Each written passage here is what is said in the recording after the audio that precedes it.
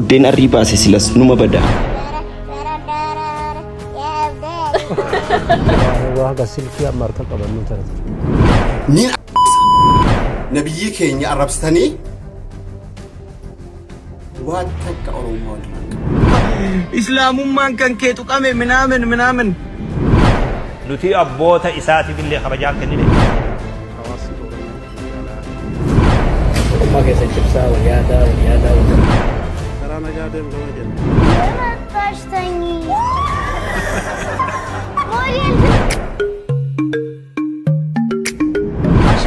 तो क्या करते हैं कि कैसे ना कोई चैनल वीडियो बनाते हुए नहीं चल रहा वीडियो खाना तक खबर तक वो डायबिटी को डांस ही रहा नमो चैनल का नाम आता यो जिराता सब्सक्राइब को चुन लगे तेरा मतलब तो काच मोर बाटा यार को आता कमेंट रसा वीडियो का मोला को डा प्लीज लाइकिंग के सन टिक आता जरा एडगा वचुं के सन बनू के सन हमने एडगा सिदा तू काच चुकास्ता नहीं सब्सक्राइब को लाइक को डा चुमर बाटा सो नोटिफिकेशन ओनी को डा अक्का ये रो वीडियो करते हम का रो सिम्ब्रागोफ notification ओनी को डा चुमर बाटा video. Welcome guys, dukana obboleessi keenya waadaa Getaachoti waan social media irra jiru.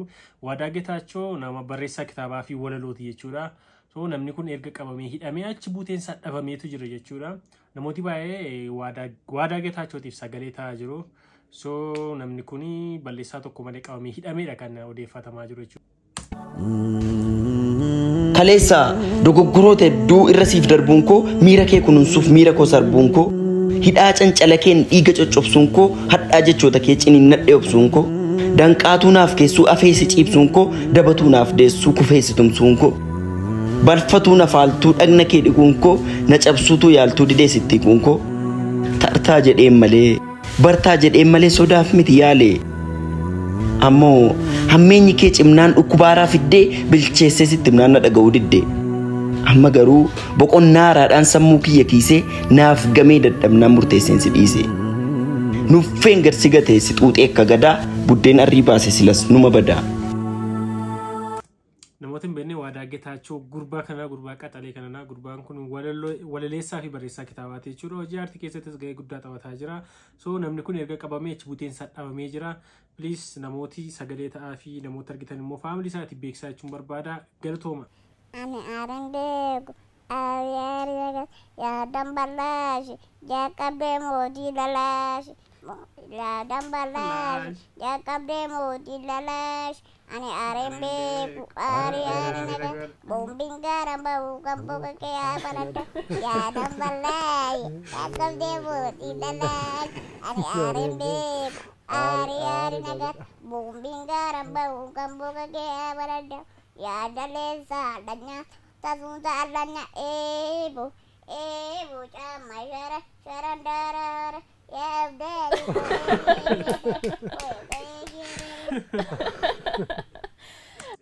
namni kun nama gabaabaa Afrikaa jedhameetti kan galmee irratti galmaa jiru jechuudha. Akka Afrikaatti beekamaadha.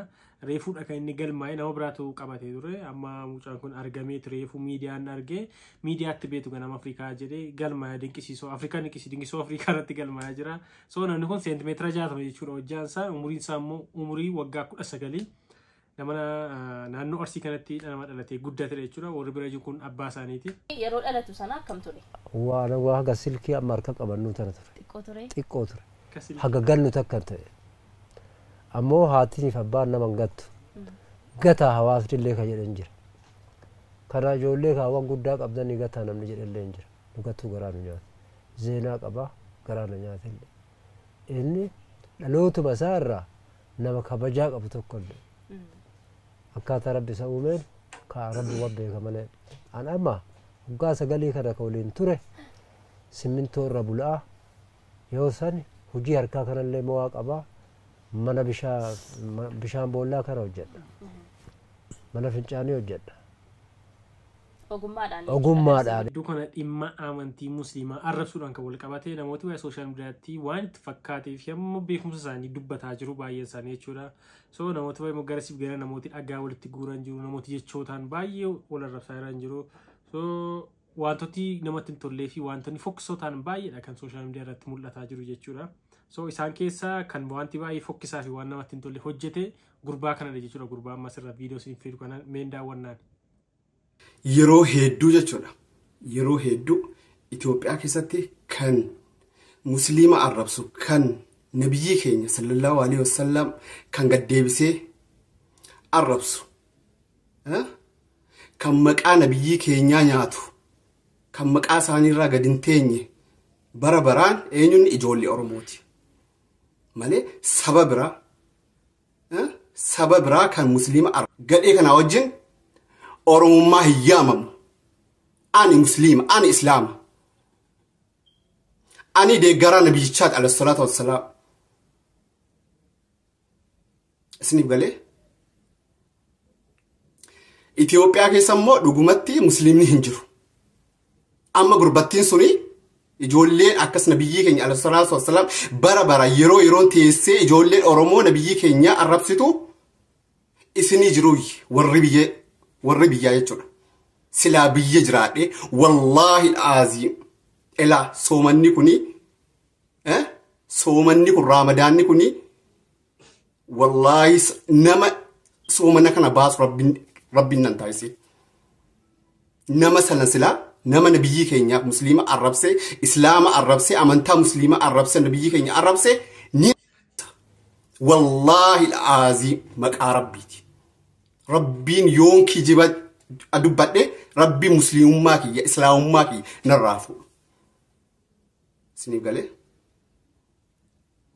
islaamni biyya keessa taa jirtanummoo ni kijibdeera islaamaa miti isin deeggaraa nabiyyiitii miti maaliif ijoollee akkas nabiyyi keenya arrabsanu hin beekne seera yoo ta'e seerri gaafatan jiru kanaafuu ni kijibdan jechuudha kijiba silaa jiraadhe Itoophiyaa keessa silaa jiraadhe nin beeka jecha waan an godhu kanaafuu akka garaa kiyya na gubdan garaa kiyya akka na belbelchitan isinin guba jecha Oromoo isinin guba garaa keessa isin guba namni tokko jechuudha narraa gabbaayiti dubban namni takka ni agartanii miti kana kun alaabaa maaliif walirraa hin qabnu nuti Oromummaa ani musliima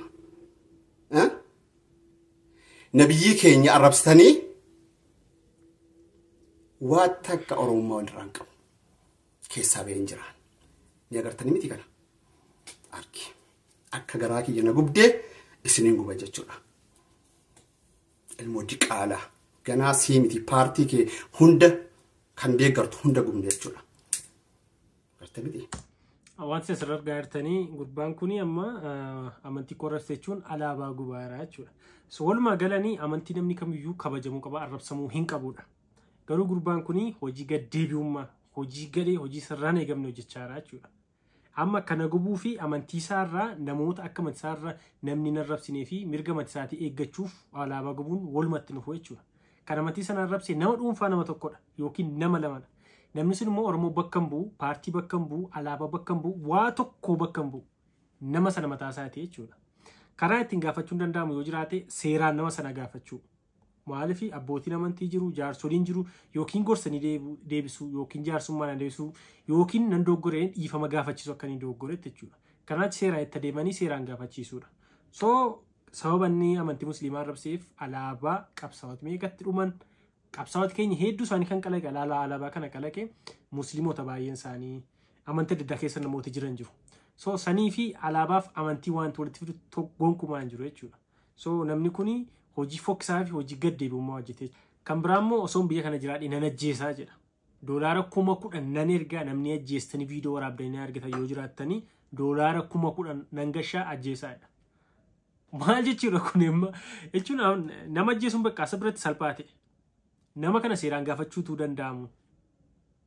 Ituu nama kana adabbii biraan adabuun ituu jijjiiramu namaan ajjeesa nama biraa yakka keessa gashaara. Namni ajjeesa hidhaatti dhumaa jechuudha.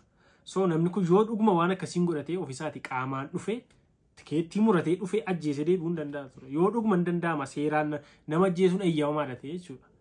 So waan amantii kamuu akka xureeffamuun barbaadu namni kamuu maaliif namni amantii nama arrabse kamiyyuu seeraan gaafatamuu qaba. Amantiin kamuu kabaja qabaachuudha. Akkuma Liyyaa Redamma amantii ortodoksii arrabsee seeraan itti adeemanii hin qabsiifatanii itti murtaa'ee mana hidhaa jira. So kanas akkas gochuun ituu danda'amu alaabaa walitti fidanii siyaasa wal qabsiisanii amantii namoota walitti buusu siyaasa Oromoo kana gara siyaasaatti fidanii amantii kana siyaasa keessa gashanii alaabaa wajjin walitti fidanii gubuu jechuun so waan hin fakkaanne waan fokkisaadha. So gurbaan kun dogoggora cimaa hojjeteera. Gabbee paartii Abaawos uummata Oromoos dhiifama gaafachuu qaban jedhan akka kootti. Inni amantii sana irratti dhiifama gaafachuu yookiin seera adabamu. Inni kunis so biyya keessa hin jiruuf akkas gochaa jira. So biyya keessa jiraatee innumti mataasaa yookaan hin godhu jechuudha.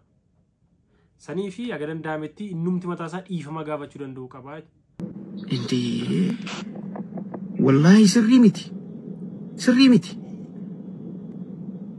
Sirrii miti. Madaalli feetelleen kaasi. Gaafa namni tokko jechuun namni kiristaanaa tokko ol ka'ee gaafa namni kiristaanaa tokko ol ka'ee islaama arrabsu ka dursa calqaba gadi ba'ee balaaleffatuu qabu nama san yoo inni peentellee ta'e paasterii yoo inni ortodoksii illee ta'e qeesii hordoftoota amantii isaa san namni tokko dursuun qabaatu nama san balaaleffachuudhaaf.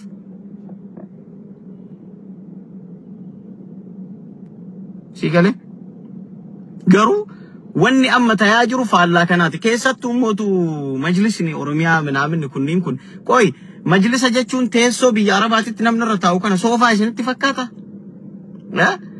isin majlisa ta'uun keessan gaafa dantaan keessan tuqame gaafa biyyoota muslimaatirraa birriin akkaawuntii keessanitti galu birriin isinii dhufu isinirraa xiqqaate gaafa mootummaan sabsabaa isin waamee akkaawuntii majlisaa keessaa mallaqa ittiin seminaara teettan maal maqaan isaa durgoo jedhanii sila durgoo isinii kafalamuu dide qofa islaamummaan kan kee tuqame minaamin isiniyyuu tokko ka amantii keenya tuffachiise moo isin mujiiba amiinotiif maqaa mujiiba amiinotiif jechuu laal qarshii miliyoona baay'ee baastanii itti kennitanii iftaara karaa gubbaa dhiyeesse jettanii mujiiba amiinotiif birriin kennitanii achi booda raaniin immoo bishaan asaambusaa namooti dhimma amantii kanaatti waan isaan hin gashine keessa latanii baay'ee odeessaa jiran jiru namooti amantii sana ta'anii yaada gaggaarii maddisiisaa jiran baay'een isaanii jiru walumaa gala wantoota akkasii kun dhaabachuu qabaa jiru keessumattuu tokkummaa uummata Oromootiifis gaarii miti namni kam amantii isaa kabachiifachuun dirqama isaati jechuudha biyya kamittiyyuu namni amantii walii kabajee jiraachuun jaadaan jiraachuun waan barbaachisaa waan ta'eef nama kana karaa seeraa itti adeemtanii yoo seeraan inni adabamsiisate seeraan adabachuun gaariidha malee olola wal gidduutti uufuun amantii namoota walitti buusuun abaluun kayii ajjeesii sana jechuun homaa faayidaa tokko hin qabu dubbii kanaan babal'isa malee jechuudha. So abbootiin amantii namoota waan sanaaf ka'aman jiru waan ta'eef wal dhageessanii deemtanii gaarii natti fakkaata. Gurbaa koostarti moomaara balaa yaa'ii san riyaadii irratti godha jedhee iida soomanaa sababaa godhachuun silaa nu dura ayyaana kanaaf kabajaa kennuun isa sanirra turte. Waan akkasii odoo amanni bal'aan numa jiru iida soomana irratti iida furiinsa irratti fidanii waan san qabuun nulleef kabajaan kennine nuti abboota isaatiif illee kabajaan kennine ummata muslimaat illee kabajaan kennine amantii islaamaa ta abbaan isaa irra dhalatee isa guddiseef illee kabajaan kennine waa laaluun gaarii ture deebisee rakkoo hawaasa keenyaa ta'uun hawaasi tokko lakkii maal bal mucaa kana deeggaruun tokko immoo bakka sanuun dhaqinaa jechuun wal afaan waan nama kaa'u kana uumuun kana amma namni uume mucmoo sana irraa gaafatu. Akkanuma dhiifnee miidiyaa irratti hoggaa agarru hawaasa keenya kaa'u wal afaan dhaabbatu bira dabrulleen nutti ulfaatu. Nuti nama tokko deeggaruu fi balaaleffachullee laakiin namni hoggaa waa dalagu waa laaluu qaba. Waan kun egaa namni koonsartii ayyaana kana booda ayyaana irratti koonsartii qopheessaa jiru kuni Feeraan Abdulsalaam Feeraan Suleet jechuudha. Innaa koonsartii qopheessaa jira sana mormaa jiru jechuudha isaanii. Jirra jirtu ilmaan Oromoo qaqqaaliiwwan ilmaan abbaa kiyyaa hedduun isin jaaladha. Dhufe as Riyaadiin jira wajjin shaashaa jechuudhaaf guyyaa Iida Lammadaa jechuun Eepiil 10 akka guyyaa Kamsaa halkan Jimmataa jechuudha. Qasiriiddiwaan as jalatti lookeeshina isiniif darbinee jirra. Saniin wajjin shaashaa jannaa hedduun isin jaaladha. Naaf jiraadha. Namni ummata Muhammad keessatti of lakkooftu. Iddoo shirkiin keessatti gaggeeffamu bakka ulamaan irraa se'e bakka ulamaan irraa masjida raasitti haasa'e iddoon kun haraama sin jedhe wanni kun haraama sin jedhe koonsartii ta'e istaadiyeemii ta'e bakka abbaan fedhetti si waame maqaa oromummaatiinis ta'e maqaa sabboonummaatiinis ta'e bakka shari'aadha walitti bu'u taanaan hin jiru filmaanni jira achitti.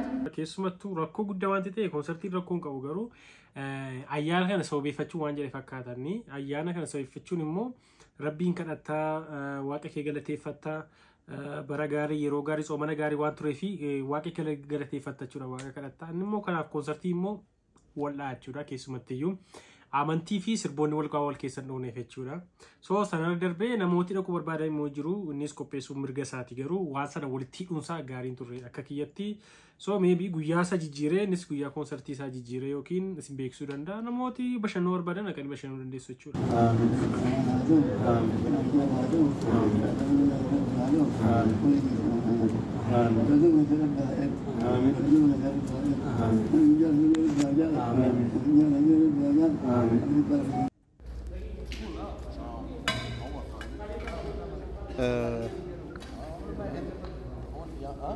Kana fakkaataa guyyaa har'aa sagantaa bareedaa sagantaa fataraa hawaasni Oromoo magaalaa Jiddaa haala kana fakkaatuun sagantaa fataraa bareedaa qopheeffannee jirra.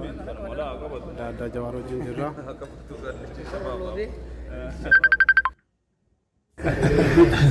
Siyaasa kurata rawan ni kota nasional. Assalamualaikum. Waalaikumsalam.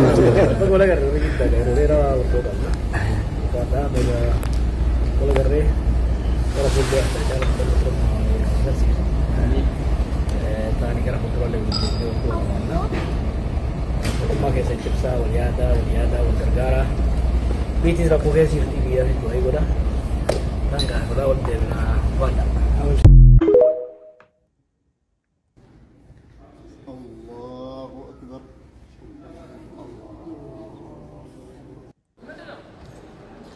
Jawwe yaggu isinni galab yaadeemuun karaa nagaa deem jawwe kenna. Karaa nagaa akkanatti fuula gaarii rabbii wal nu agarsiisuu ulfaadha galatoomaa. Jawween egaa turtiisaa biyya Arabaa yookiin Jiddaa yookiin Saawudii ture kana keessatti egaa waan baay'ee dabarsee Makkaa deemee gaara yaabee namoota baay'ee jiwwan argee du'aa godhanii fi kunoo keessumaa gaggeessanii jiru. Turtiisaa kana fakkaata ture. Egaa dengada viidiyoon gaddaa irratti waan baay'ee isiniif hojjedeen ture. Irraa waan hafe isiniif dabalee jira galee jira jechuudha. Karaa nagaa. ማን እንበል አንቺ? ስሚ ሞዴል ሳራ አህመድ ይባላል። My name is ሞዴል ሳራ አህመድ። ሞዴል ሳራ ሞዴል እንደዚህ ነው የሚጨበጨበው? እንዴት ነው የሚያጨበጭበው? ሞዴል የሚያጨበጭበው? እስኪ ያሳይ። ቆንጆ ነው። ጎረምሳው አንተ ስም ማን ነው? I think you're a baby girl and baby boy. I think you are baby girl and baby boy. አይደለም? እሺ በቃ እንግዲህ እንደ ትልቅ ሰው ነው እንዳይ። እሺ አሁን ግን እንስማው፣ እሱ የሚለውን ደግሞ እንስማው። ማን ነው ስምህን ያልከኝ? ሞዴል ባሂር አህመድ። ዛሬ እንዴት ሞዴል ባሂር አህመድ በሞዴል ተከበናል። በሞዴል If you want, I can show you the walk. Really? Yeah. እሺ ታሳይናለሽ። በኋላ ወኩን ታሳይናለሽ። አንቺስ ማን ነው ስምሽ? ኤደን ተስፋዬ። ከፊት ሞዴል የለው? እኛ ሞዴሎች ነን፣ እናንተ ወደሮች ናችሁ። ልክ ልካችንን ዛሬ አሁን እኔ ልሽ እንዴት መሰለሽ? እኔ ኧረ ቆይ ተሰማኝ። ልሻልን ነው ልሻልን ለምን በል እኔ እኮ እንዳንቺ ሞዴል ነበርኩ። አሁን ወልጄ ነው ወደ ሊሆንኩት። እሺ ኧረ በእናትሽ ደግሞ እንዲህ ነው ዛሬ እስኪ አጋሳን ድረስ ነው። አይ እኔን እንኳን ለመሆን አክትሽን አታርጊ። ለምን አትችልም? ራስሽ ያወቅ አንቺ መሆን አትችልም እንዴ? እሷ ለምንድን ነው የምችለው? ለምን አትችልም? ምን ያንሳታል? አንቺ ሳራ ነው ስሟ? ሳራ ነው ስሟ? አይደለም ሞዴል መቅደስ ደረሰ። ኧረ እየመጣሽ ተኝ። ሞዴል ትላለች እንዴ ገና? ወደል ነሽ አንቺ። Garuu akka kiyyatti ijoolleen akkasii rakkoo guddaan jiru faamilii jira yaada. Inchi malugaa ijoolleen akkas miidiyaa irratti akkas godhattu qilxifinnaa ta'uu fi bakka waan akkas godhu namaan galu dhugaa rabbi ijoolleen seenaa. So kabaji waan jedhamu nama sodaa yookiin aasaa tolfatanii biyaan seeruu nama bira qaallee ijoolleen kabaja qabdi mana keessatti garbaade yoo taate. So kan isee kana baay'ee nama dhibaa. Kaza akkatti faamiliin guddiseedha yookiin maatiin guddiseedha fakkaata. Akkas jechuun entertain gochuun nama bashannansiisuun waa tokko garuu akkas sadarkaa kanatti jechoota akkasii fayyadamaa aktii akkasii argisiisa. Oo inci malu gara ijoollee xinnoo taate akkas umurii kanaanii waan baay'ee ulfaatudha. Hordoftoota gaa viidiyoon siif qaade kana fakkaata akkatti bohaartan abdii guddaan sirraa qaba. Yeroo biraa viidiyoo biraatiin guutti deebinutti namoonni chaanalii keenya subscribe godhin, like godhin, comment godhin daawwachaa jirtan like godhaa, comment godhaa jechuu barbaada. Yeroo biraa viidiyoo biraatiin guutti deebinutti nagaan tura.